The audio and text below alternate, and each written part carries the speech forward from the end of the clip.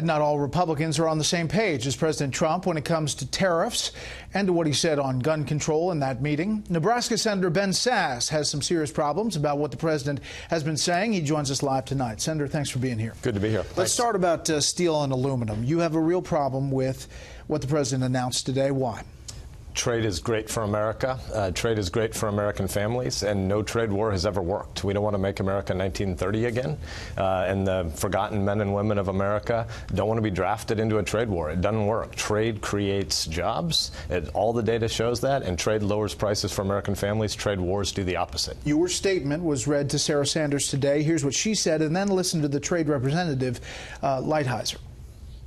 I don't know that the president will or should ever apologize for protecting American workers, and certainly not to Senator Sasse.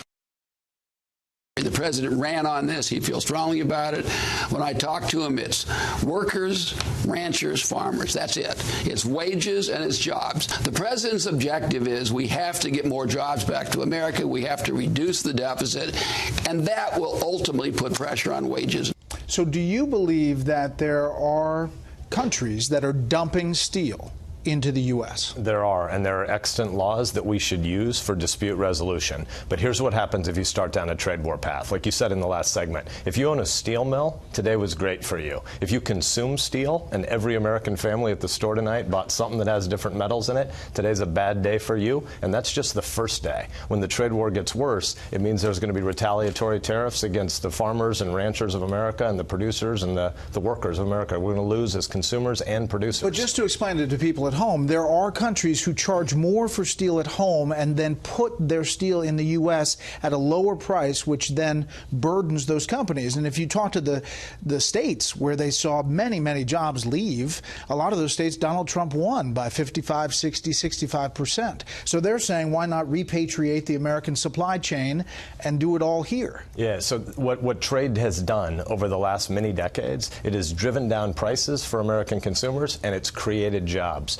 There are all sorts of challenges with what China does, but what that requires is that we engage more in Asia-Pacific, not pull back. There's nothing China wants more. This president's already said, and he ran on this, that he wasn't going to be in the TPP, that he ran around the country on this platform, and the country elected him.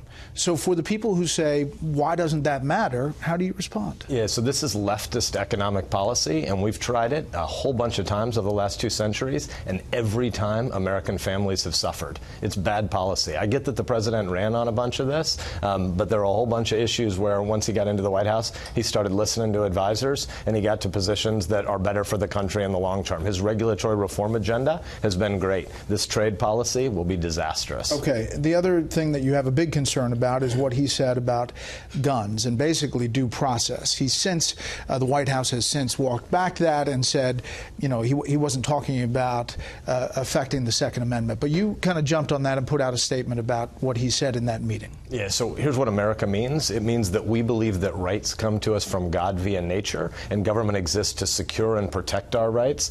Government doesn't give us rights. And when you say something like, we'll take the guns first, we'll grab the guns first, and later we'll have a due process conversation, what that means is government is first, and hopefully you have a bureaucrat that you trust to decide what rights you have. That's not how America works. So American citizens have the whole Bill of Rights available to them, and then in the cases of people who are deranged or have committed crimes, then we do due process and we take away certain privileges that they have. Do you think that that there is a possibility of getting something on school safety and guns out of this Congress?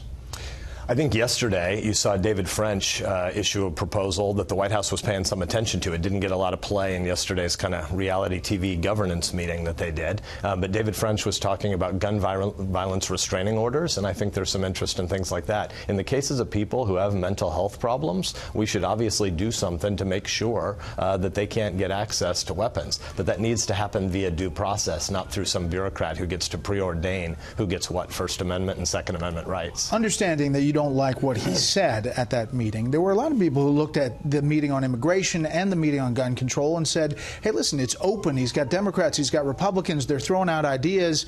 Why is that so bad to be talked about in kind of a negative light as reality TV? Well, transparency is great, but you don't try to rewrite the Constitution shooting from the hip. And I think that's what you saw yesterday when you saw Dianne Feinstein from California, giddy as a 3-year-old kid, ecstatic about the idea that there are going to be a whole bunch of new gun bans coming into America. But you know that's not going to happen, right, Senator? I mean, you're there up on Capitol Hill to prevent that from happening, and this president is not going to push that, is he? Do you truly believe that? I'm excited about the fact that the White House, which has the biggest megaphone in the world, today said a bunch of more truly American things about the Bill of Rights and what rights American citizens have. Yesterday in that meeting, the tape is the tape, and if you say you're going to grab guns first and worry about due process later, that's not something that should give your listeners and viewers a lot of comfort. You're characterized as one of the Republican senators who's most critical of this president. You, Senator Flake, Senator Corker, fair? I don't think so. You know, punditry loves to jump on every issue and say, are you pro-Trump or anti-Trump? Are you MAGA or you resist? All right, but let's just go down the list. Principle by principle. Let's go down the list of what many people say are his accomplishments. Tax reform signed into law. I voted for it. Neil Gorsuch. Wonderful. And let's go broader than that. I went on the Judiciary Committee to fight for his judges because he's nominated a whole bunch of great people Most to the federal bench. appeals court judges ever confirmed in the first year. Chuck Grassley, the chairman of our committee from Iowa, has led a really great process, and we set the all-time record last year confirming Granting judges. the permit for the Keystone Pipeline, along with other energy moves, increasing energy Regulatory production. reform by this president has been really strong. 860 Obama regulations pulled or suspended. U.S. Embassy from Tel Aviv to Jerusalem. I support it. Military crackdown on ISIS, largely seen as forcing to retreat from Iraq and Syria in big part. A lot of progress. Withdrawal from the Paris Climate Agreement. Yep. Enforce the red line in Syria. Yep. There's a Wall Street Journal op-ed that says the only good thing about Donald Trump is all his policies. Fair to say that there are a lot of things that this president has done that you are definitely supportive of, but how he talks about that or his communication of it and how he comports himself, you have a problem with. No, that's not my problem. So I'm the second most conservative senator by voting record, and I'm one of only 5 people in the U.S. Senate that's never been a politician before. We need a lot of disruption to this system. This city doesn't work, and so one of the great things about the president is it gives us an opportunity to relook at a whole bunch of business as usual things that Washington's been doing that don't work. At a policy level, I support the vast majority of what he's done. Again, judges chief among them.